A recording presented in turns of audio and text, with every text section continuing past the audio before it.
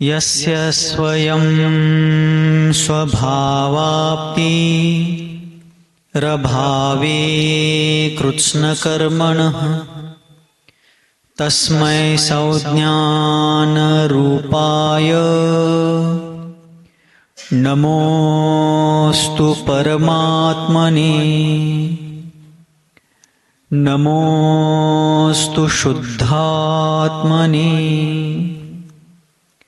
नमोस्तु गुरुरात्मने। पंकनहि पंकज बनु मुक्ता बनु नसीप दीप बनु जलतारहूँ गुरुपद पद्म समीप। नमो भारती भ्रम मिटे ब्रह्म बनु मैं बाल भार रहित भारत बने भास्वत भारत भाल। भार रहित भारत बने भास्वत भारत भाल। पंच परमेष्ठी भगवान की द्वादशांग जिनवानी माता की परम पूज्य अध्यात्म महर्षि आचार्य भगवान श्री पूज्यपाद मुनि महाराज की चारित्र चक्रवर्ती मुनिकुल पितामह धर्म साम्राज्य नायक 20वीं शताब्दी के प्रथम आचार्य भगवान श्री शांति सागर जी मुनि महाराज की दीक्षा गुरु शांत मूर्ति वात्सल्य रत्नाकर गुरुवर आचार्य भगवान श्री सन्मति सागर जी मुनि महाराज की परम पूज्य आचार्य भगवान श्री विद्यासागर जी मुनि महाराज की परम पूज्य आचार्य वर्य श्री वर्धमान सागर जी मुनि महाराज की अहिंसा परमो धर्म की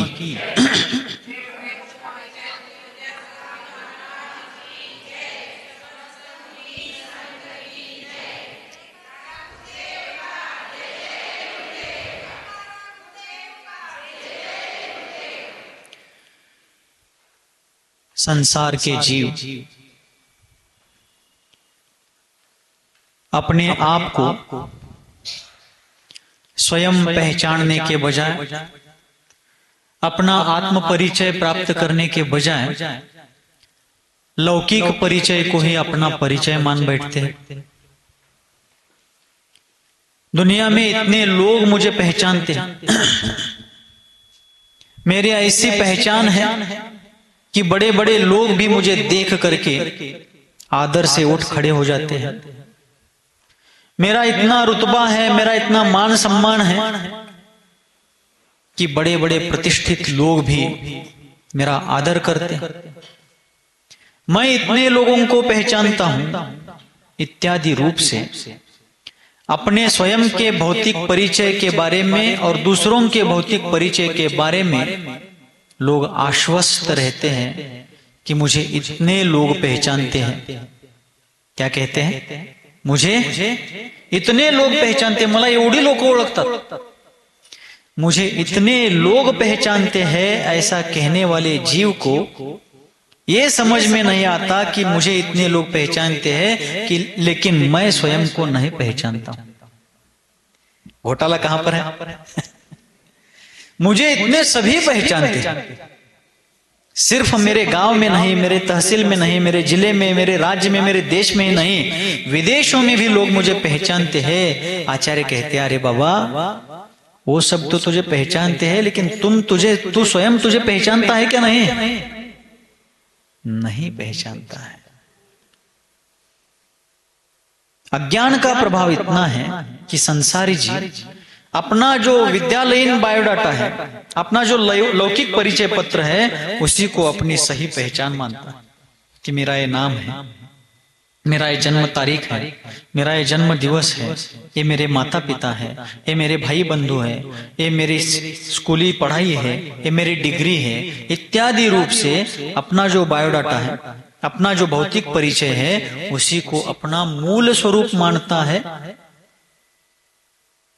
किंतु कल भी चर्चा यही चल रही थी, आज भी वही चर्चा प्रारंभिक रूप से करके आगे बढ़ेंगे।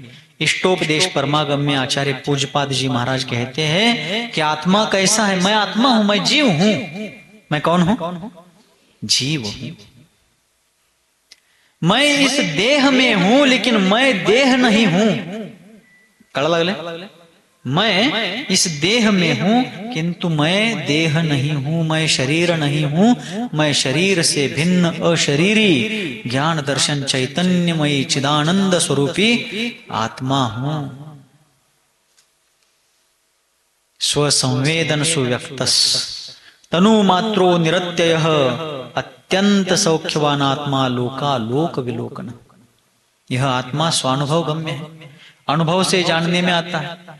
जिस शरीर में, जिस जीवन में जो शरीर धारण करता है, उस शरीर में फैल करके व्याप्त होकर के रहता है। अविनाशी है, अजर अमर अविनाशी अनादि अनंत है और अनंत सुख स्वरूपी है और केवल ज्ञान आदि अनंत शक्तियों से, अनंत गुणों से युक्त है, जिसके कारण वो लोका लोक को एक झटके में युगपत जानता है, एक क्षण भर में जानता है। ऐसी सामर्थ्य सभी जीवों में, सगळ्या जीवांमध्ये इतकी शक्ति है, किंतु अनादिकाल से अपने अज्ञानवश अपने स्वरूप, अपने परिचय से वंचित यह जीव निरंतर भौतिक परिचय को ही अपना मूल स्वभाव स्वरूप मान करके उसी को बढ़ाने में, उसी को चढ़ाने में, उसी को फैलाने में लगा हुआ है। ज्यादातर भौतिकवादी लोग किस प्रयास में रहते हैं कि मेरा नाम और कैसे फैल जाए, सर्वत्र मेरे नाम की, मेरे व्यक्तित्व की, मेरे कीर्ति की, मेरे यश की व्याप्ति कैसे फैल जाए, हर जगह मेरा डंका कैसे बज जाए। ज्यादातर भौतिकवादी दृष्टिकोण रखने वाले लोग सिर्फ अपने भौतिक परिचय को, नाम को, कीर्ति को, यश को, सक्सेस को बढ़ाने में लगे हैं। किंतु आचार्य कहते हैं ये कितना भी बढ़ाओ, सब एक ना एक दिन काल कवलित हो जाने वाला है। काल के गाल में, काल म्हणजे मृत्यु, ये सारी चीजें एक दिन अंत में क्या होने वाली है? मिटने वाली है, नष्ट होने वाली है। अतः हम जो नष्ट होने वाला है उसके पीछे लगने के बजाय जो इष्ट है, जो शाश्वत है, जो अतीन्द्रिय है, उसको पाने का, उसको प्रगटाने का प्रयास करें। तो मैं ज्ञान दर्शन चैतन्यमयी जीव हूं। कंटाळा यायला लागलाय का हे सगळं ऐकून? गोष्ट सांगू का राजा राणीची? गोष्टी पण सांगू वेळोवेळी, पण फक्त गोष्टी ऐकून, कथा ऐकून व्यथा मिटणार? तत्व समजून घेतलं पाहिजे। जैन दर्शनाचं मर्म काय आहे, मी वास्तविक कोण आहे, हे समजून घेतलंच पाहिजे। कोण? महाराज तुम्ही। महाराजांनी तर घेतलंच पाहिजे। लेकिन जिस किसी को भी अपने आत्म कल्याण की भावना और उस हर जीव को इस वस्तु तत्व को, वस्तु स्वरूप को समझने का प्रयास करना चाहिए। तत्व स्वरूप को समझे बिना आत्म कल्याण का मार्ग प्रशस्त नहीं होगा, जन्म मरण के फेरे से मुक्तता नहीं होगी, शाश्वत आनंद की उपलब्धता नहीं हो पाएगी जब तक हम वास्तविकता को नहीं समझेंगे, अपने आत्म स्वरूप से परिचित नहीं होंगे। इसलिए आचार्य पूज्यपाद देव ने कहा कि यह आत्मा स्वानुभव गम्य, जिस देह में रहता है, जिस जीवन में जो शरीर धारण करता है उसके प्रमाण आकार वाला होता है, अविनाशी है और अत्यंत आनंद स्वरूपी है, केवल ज्ञानादि अनंत गुणों से युक्त है। ऐसा वास्तव में आत्म स्वरूप है। किंतु मोही रागी द्वेषी जीव पूर्वोपार्जित पुण्य पाप के उदय से जैसी परिस्थिति और जैसी पर्याय प्राप्त होती है, वैसा ही अपने स्वरूप को मान लेता है। मैं काला हूं, मैं गोरा हूं, मैं मोटा हूं, मैं पतला हूं, मैं मूर्ख हूं, मैं होशियार हूं, मैं गरीब हूं, मैं अमीर हूं, मैं जैन हूं, मैं अजैन हूं, मैं मनुष्य हूं, मैं पशु हूं, मैं स्त्री हूं, मैं पुरुष हूं। जैसी पर्याय, जैसी परिस्थिति पूर्वोपार्जित पुण्य पाप के उदय से प्राप्त होती है, वैसा ही अपने आप को मानता है। हाँ, मैं पुरुष हूं, मैं स्त्री हूं, लेकिन वो पर्याय की अपेक्षा से, एक तात्कालिक जीवन की दृष्टि से है, लेकिन सार्वकालिक दृष्टि से मैं ना तो पुरुष हूं, ना तो मैं स्त्री हूं, मैं अजर अमर अविनाशी ज्ञानानंद स्वभावी चैतन्यमयी जीव हूं। कौन हूं मैं यानी सिर्फ मैं? संसार के सभी जीव अनंत गुण स्वरूपी परमात्मा के समान है। परमात्मा अपने कर्मों को नष्ट करके व्यक्त रूप से परमात्मा हो गए, और हम अभी कर्मों से बंधे हुए अव्यक्त परमात्मा है, अर्थात अभी हमारा परमात्मा स्वरूप प्रगटा हुआ नहीं है। अब आगे आचार्य कहते हैं कि इस प्रकार आत्मा का जो स्वरूप है, उस स्वरूप को समझ करके उस आत्मा को, उसके शुद्ध स्वभाव को प्रगटाने का प्रयास हमें करना चाहिए। तो उस आत्म स्वभाव को प्रगटाने का प्रयास कैसे करें? अभी हम मनुष्य के रूप में हैं, कोई पेड़ पौधों के रूप में है, कोई नारकी है, कोई पशु है, कोई देव है, कोई तिर्यंच है, कोई मनुष्य है, कोई कैसा है, लेकिन ये सब मूल जीव का स्वरूप नहीं है। जैसे आप लोगों ने सभी ने सोना पहना है, अलंकार आभूषण पहने हैं, किसी ने वो सोना अंगूठी के रूप में पहना है, किसी ने चेन के रूप में पहना है, किसी ने बाजूबंद के रूप में पहना है, किसी ने शिरोभूषण मुकुट आदि के रूप में पहना है, किसी ने नाक की नथुनी के रूप में पहना है, किसी ने और किसी रूप में पहना है। सोने का अलंकारिक रूप कुछ भी हो, लेकिन मूल रूप में सभी सोना समान है क्या? नहीं।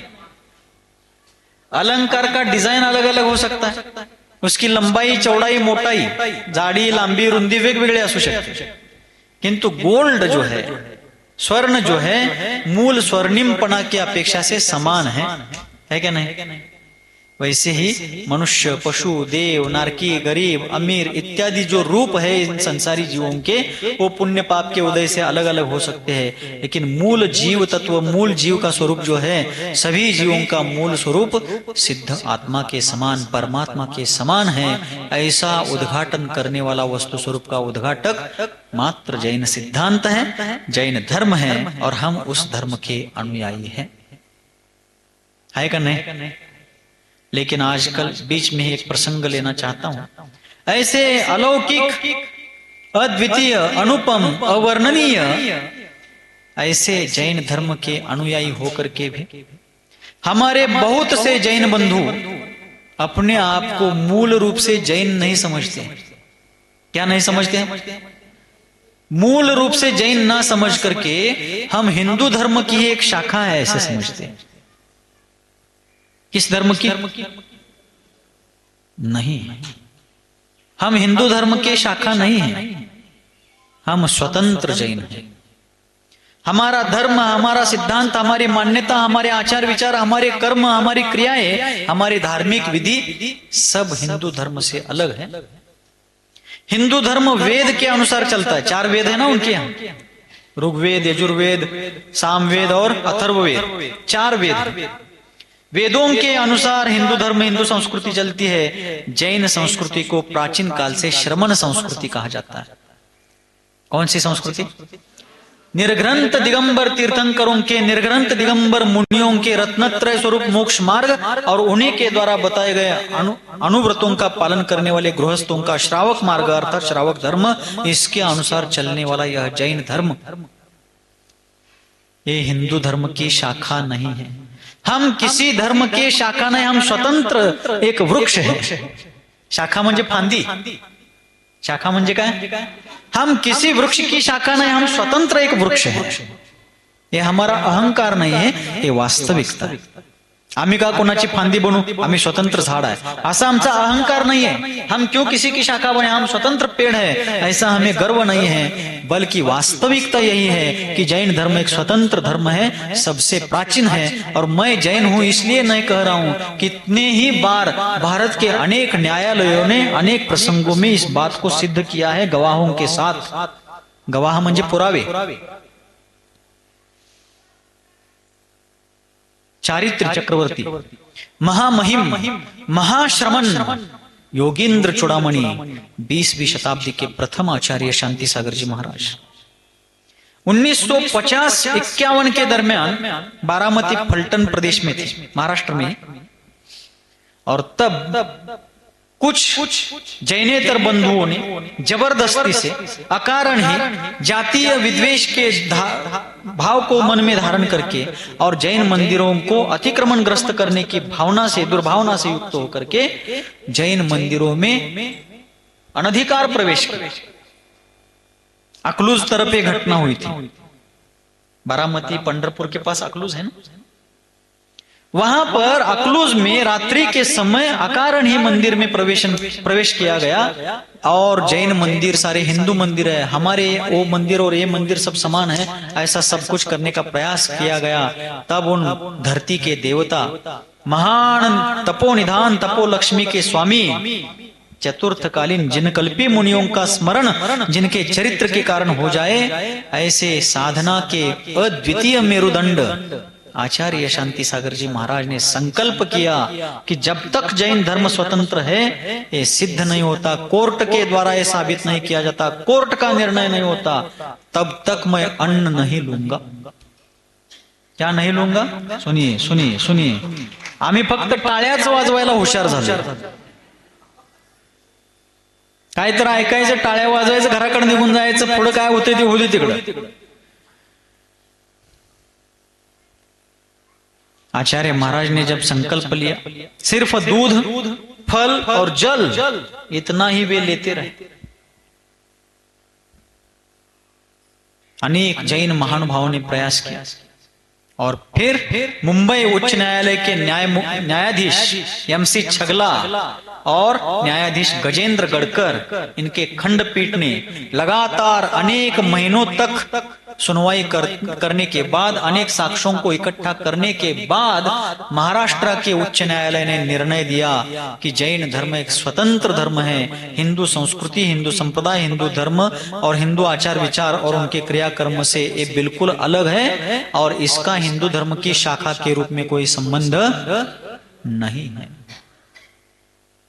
जब कोर्ट की ये प्रति हाथ में आई, तब जाकर के 16 अगस्त 1951 के दरमियान, मुझे एग्जैक्टली साल याद नहीं आ रहा अभी, लेकिन 1951 के दरमियान 1105 दिन के अन्न त्याग के बाद 1105 दिवस त्यांनी अन्न घेतलं नाही।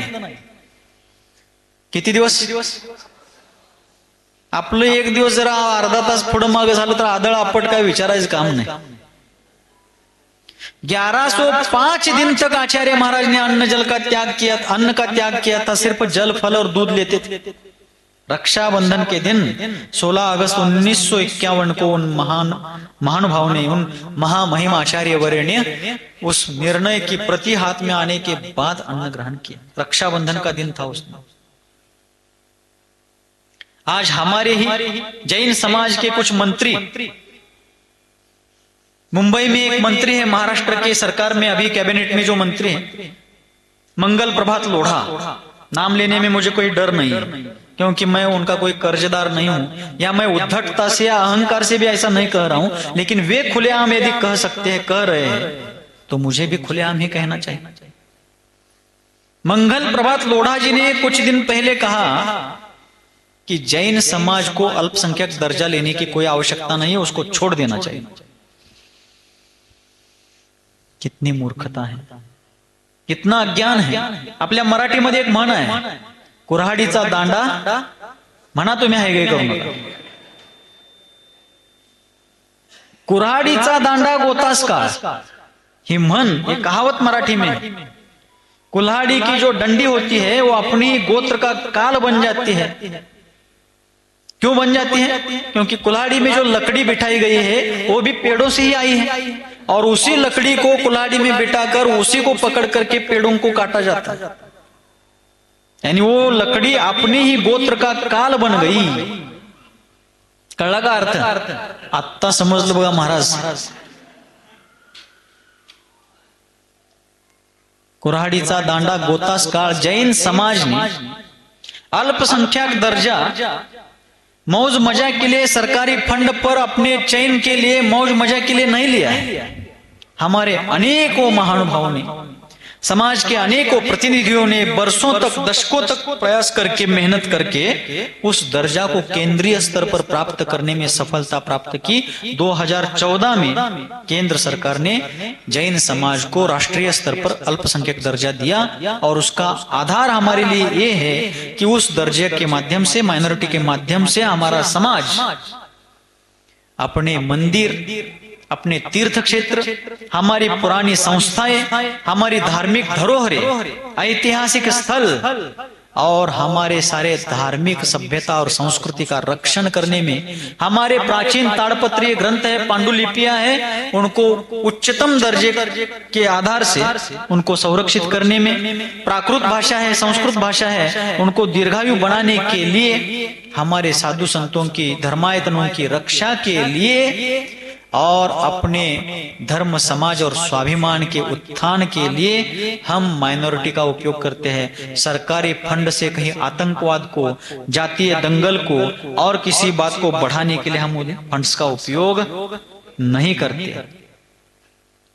हमारे समाज के बच्चे अच्छे विद्यालयों में पढ़े, सुसंस्कारित सभ्य परिवार के लोग अच्छे पढ़ लिख करके प्रशासन में जाए, धर्म समाज संस्कृति के साथ साथ देश के उत्थान में हमारे बच्चे अच्छा योगदान दे सके, इसके लिए भी हम उस माइनॉरिटी का उपयोग करते हैं, कर सकते हैं। शिक्षा और व्यवसाय की वृद्धि के लिए, शैक्षणिक विकास और व्यापारिक व्यावसायिक उत्थान के लिए हम लोग माइनॉरिटी का आधार लेते हैं। राष्ट्र का शोषण हम लोग नहीं करते हैं, लेकिन कुल्हाड़ी की लकड़ी अपने गोत्र के हानि को कारण बनती है।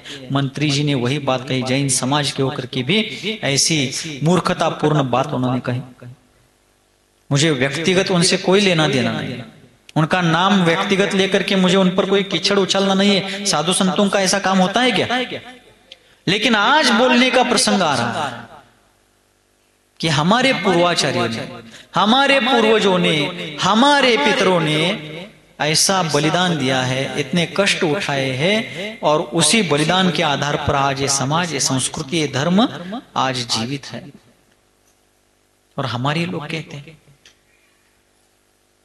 अभी कुछ दिन पहले आपके बगल में यहां बेड़ग में हमारे ही एक धर्माधिकारी व्यक्ति ने कहा कि जो हिंदुस्तान में रहता वो हिंदू है। मुसलमान मान्य करेंगे, क्रिश्चियन मान्य करेंगे, हमारे जैनों को ही क्या हुआ है पता नहीं है। हाँ, जैन लोग हिंदुस्तान में रहते हैं, इसका मतलब वो हिंदू है ऐसा नहीं है, लेकिन जैनों ने हिंदुस्तान के उत्थान के लिए अपना खून भी बहाया है, इससे कोई इनकार नहीं कर सकता है। इतिहास उठा करके देखिए, भारतीय स्वतंत्रता संग्राम में हजारों लाखों जैनों ने अपना योगदान, बलिदान, अर्थदान दिया है, आज भी दे रहे हैं। भारत के जितने जाति धर्म संप्रदाय है उसमें सबसे बड़ा टैक्स पेयर, करदाता कोई है तो जैन समाज है। भारत सरकार को जो सामाजिक उत्थान के लिए, राष्ट्रीय उत्थान के लिए डोनेशन देने वाला, दान देने वाला कोई समाज है, जैन समाज है। राष्ट्र के उत्थान में कहीं पर भी जैन पीछे नहीं, लेकिन हिंदुस्तान में रहता वो हिंदू है, ये बात तथ्यात्मक नहीं है। ध्यान से देखिए, आज थोड़ा इष्टोपदेश का विषय आगे पीछे हो रहा है, होने दीजिए, कोई बाधा नहीं है। धर्म बचेगा तो शास्त्र बचेंगे। एक बात बताइए, कोई भी निष्पक्ष व्यक्ति, कोई भी जैन हो या अजैन हो, जो भारत के इतिहास का शांतता पूर्वक निष्पक्ष होकर के अभ्यास करेगा, अध्ययन करेगा, उसको यही पढ़ने को मिलेगा कि भारत के प्राचीन धार्मिक संस्कृति की दो मूल धाराएं हैं, एक श्रमण संस्कृति और दूसरी वैदिक संस्कृति। कौन कौन सी? श्रमण संस्कृति यानी हमारी सनातन अनादि अनंत जैन संस्कृति, ठीक है। और वैदिक संस्कृति जिसको आज सामान्यतः कॉमन भाषा में हिंदू संस्कृति, हिंदू धर्म ऐसा कहा जाता है।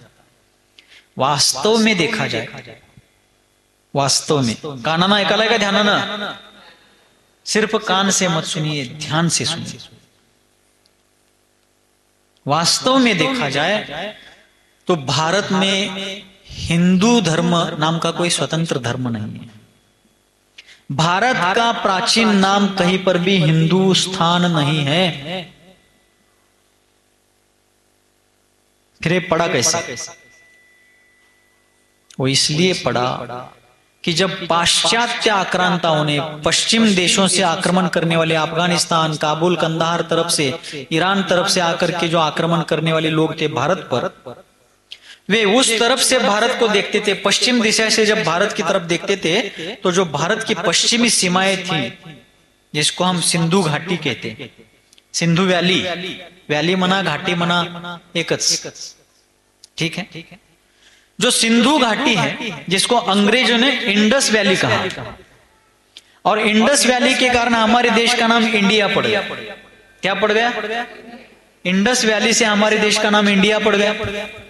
और इन लोगों ने जो अफगानिस्तान से, ईरान से, पर्शिया से आने वाले जो लोग थे, उन्होंने वहां खड़े रह करके हमारे देश को देखा तो उनको दिखी सिंधु घाटी, सिंधु सभ्यता जो भारत के इतिहास में प्रसिद्ध है, मोहनजोदड़ो, हड़प्पा संस्कृति वगैरह इतिहास में हमने विद्यालय में पढ़ी, जो वास्तव में जैन संस्कृति के साथ आगे बढ़ी है, जैन संस्कृति को लेकर के बढ़ी है, जैन संस्कृति से परिपक्व थी। तो उन लोगों ने ईरान, अफगानिस्तान, उन देशों में खड़े रह करके हमारे देश की तरफ, हमारे भारत की तरफ देखा तो उनको सिंधु घाटी देखी तो उन्होंने कहा ये सिंध है, सिंध के उस पार हिंद है, हिंद में रहने वाला हिंदू और हिंदुओं का स्थान वो हिंदुस्तान। तब से इस देश का नाम हिंदुस्तान और यहाँ रहने वालों को हिंदू कहा जाने लगा। प्राचीन भारत के किसी भी इतिहास के ग्रंथ में, फिर वो वैदिक ग्रंथ हो या श्रमण संस्कृति के ग्रंथ हो, हिंदू और हिंदुस्तानी शब्द प्राचीन भारत में नहीं मिलेंगे। अर्थात मैं हिंदू धर्म मान्यताओं का, हिंदू धर्म वालों का अनादर करता हूं, उनके अस्तित्व को नकारता हूं, ऐसा कुछ नहीं। मैं कौन होता हूं उनको नकारने वाला? वे उनकी मान्यता है, उनके आराधना अनुष्ठान करने के लिए स्वतंत्र है, हम अपने करने के लिए स्वतंत्र है। लेकिन जैन धर्म हिंदू धर्म की शाखा नहीं है। क्या नहीं है? जैन धर्म हिंदू धर्म की शाखा वो स्वतंत्र है। इसलिए आप लोगों को एक काम बताना चाहता हूं। कौन कौन करेंगे? महाराज काम काय आहे ते सांगा आधी। आमच्या मापात बसत असलं तर करताव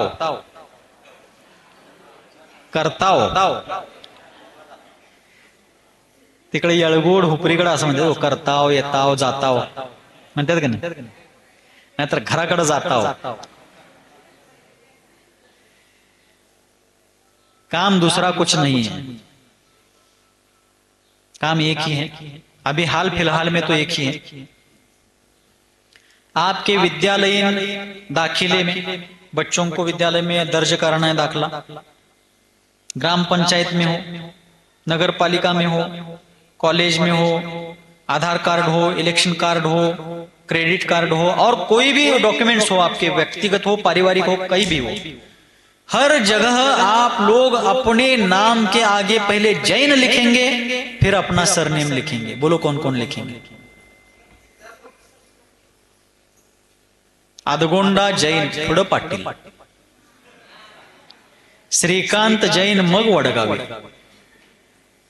गावानंतर वडा तुम्ही, वडगावे, पण पहिला जैन हे नाव घेतलं म्हणजे ह्यांचीच असं नव, हे उदाहरण झालं। क्या लिखना है? अपना नाम, फिर आगे जैन, अंत में उपनाम, मीन्स सरनेम, आडनाव। बरोबर काय? कोण कोण? मागची पुरुष गप्पच बसल्यात। महाराज तुम्ही करा वटावटा, आम्ही आहे निगरगट्टा। बोलिए कौन कौन लिखेंगे? पक्का? शेजाऱ्यांची शपथ आहे तुम्हाला? पक्का? अपने बच्चों को भी यही सिखाना है। इसका मतलब हम अपने देश से, हमारे देश के अन्य जाति धर्मों से कोई बगावत कर रहे हैं ऐसा नहीं है, सभी हमारे हैं, हम उनके ही हैं। लेकिन अपना धर्म, अपनी सभ्यता, अपनी संस्कृति, अपना तत्वज्ञान, अपने आचार विचार हम ही जीवित रखेंगे, हमें ही रखना है। इस वर्ष, अगले वर्ष ऐसा सुनने को मिलता है कि भारत के केंद्र सरकार द्वारा जनगणना की जाने वाली है। बहुत वर्षों से वो रखड़ी हुई है। इस वर्ष और अगले वर्ष वो होने की संभावना है, ऐसा सुना है, आपने भी सुना होगा।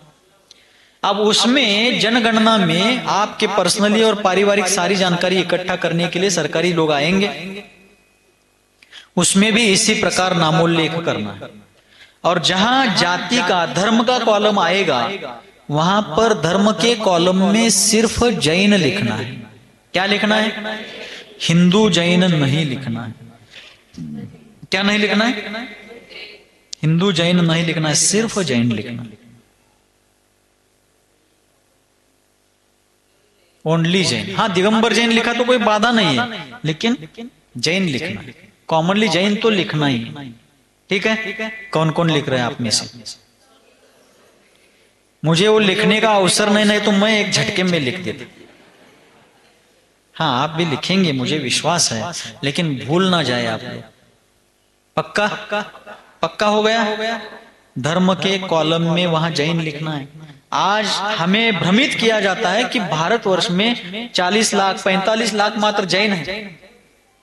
ऐसा हो सकता है क्या? अपने महाराष्ट्र कर्नाटक में इकट्ठा किया जाए तो 50 लाख जैन खड़े हो जाएंगे, इतने जैन हैं। उसमें भी सांगली, कोल्हापुर और बेलगांव, इन 3 जिलों में तो लक्षावधि जैन है। फिर पूरे भारत में 40-45 लाख कैसे हो गए जी? भारत में कम से कम 2.5 से 3 करोड़ जैन तो कम से कम होने चाहिए।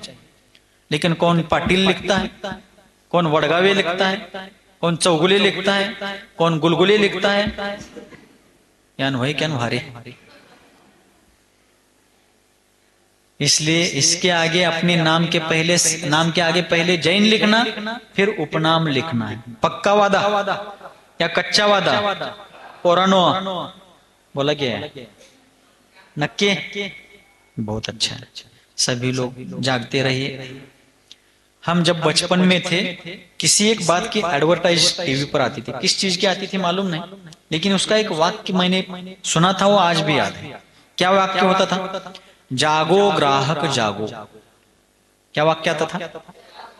आपने भी सुना होगा, जागो ग्राहक जागो। अब हम कहना चाहते हैं, जागो श्रावक जागो। कौन जागो? जागो जैनो जागो। जागना पड़ेगा, नहीं तो ये मंदिर, ये तीर्थ क्षेत्र, ये धार्मिक धरोहरें और ऐतिहासिक सारे स्थल जो है, आज नहीं तो कल हमारे हाथ से एक पल में चले जाएंगे और कदाचित हम भी ना बच पाएंगे। इसका मतलब हमारा कर्म सिद्धांत और अध्यात्म पर विश्वास नहीं है, ऐसा नहीं, वो तो है ही, लेकिन लोक व्यवहार की जगह लोक व्यवहार भी होता है। जिस जगह जो बात प्रधान होती है उसके अनुसार कार्य होना ही चाहिए। जैनत्व हमारी पहचान, नित्य जिन दर्शन, रात्रि भोजन त्याग और जल गालन विधि, ये जैनियों की पहचान है। इस क्रिया को देख करके अन्य लोग पहचानते क्या ये जैन है। पण आता दिवस बुडाला आणि जैन खवळला असं म्हणतात बाहेरची, मी म्हणत नाही।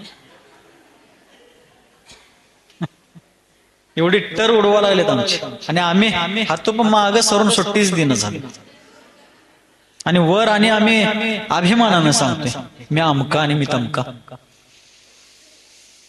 इसलिए जागृति रखिए, धर्म का रक्षण करना प्रत्येक व्यक्ति का कर्तव्य है, क्योंकि न धर्मो धार्मिकैर बिना, धर्मात्मा के बिना धर्म नहीं रहेगा, और धर्मो रक्षति रक्षितः, जो धर्म की रक्षा करता है धर्म भी उसकी रक्षा करता है।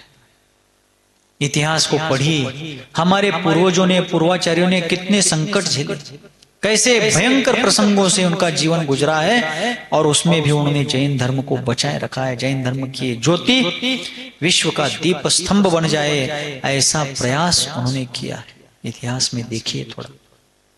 अतः आप लोगों से बार बार आग्रह करना चाहता हूं कि अपने आध्यात्मिक परिचय के साथ साथ आत्म तत्व को जान करके मोक्ष मार्ग प्रशस्त करने का ध्येय रखने के साथ साथ हमें अपने धर्म, समाज, संस्कृति, देवशास्त्र, गुरु और हमारी भावी पीढ़ियों का, मंदिरों और तीर्थ क्षेत्रों का रक्षण भी करना है।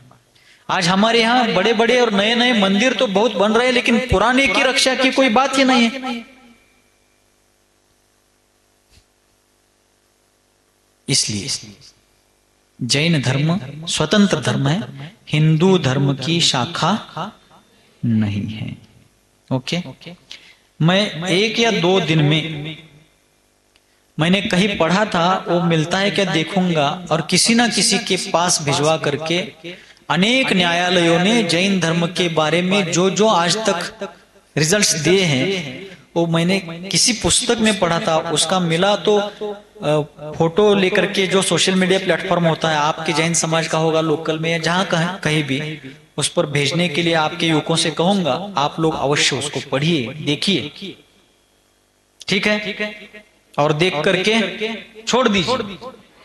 नळी फुंकिले सोनारे, काय रिस्पॉन्स है बॉय? हाँ, ये भी होगा कुछ। और भी एक मैंने पढ़ा था, ये कुछ आया होगा अभी, लेकिन अच्छा, हाँ ये होगा। लेकिन एक पुस्तक में भी मैंने बहुत से ऐसे 1-2 पेज का देखा था, मैं देख करके भिजवाने के लिए अवश्य प्रयास करूंगा, किंतु वो पढ़ करके सिर्फ छोड़कर काम नहीं चलेगा, एक्टिव होना पड़ेगा।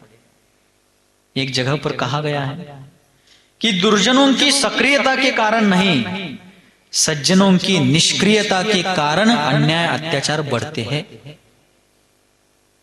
कळलं काय? कळलं? दुर्जनों की सक्रियता से नहीं, सज्जनों की निष्क्रियता के कारण अन्याय अत्याचार को बढ़ावा मिलता है, वो बढ़ते हैं।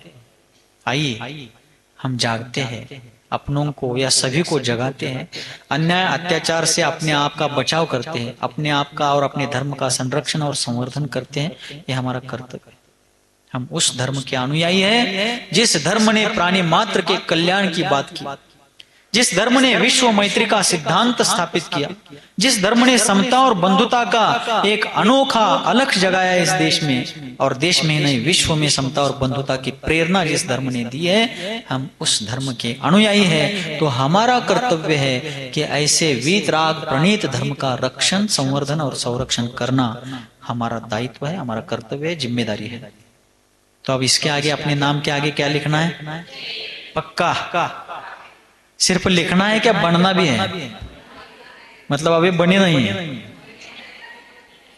महाराज हिंगांद्र हिंगांतिरी हिंगांद्र हिंगांतिरी, क्षमित्र क्षमिद्या का क्षमुल्र क्षमुल्या का हिंगांतिरी, ऐसा उलट पलट के कहना पड़ता है ताकि आप जागृति पूर्वक सोच सके, विचार कर सके।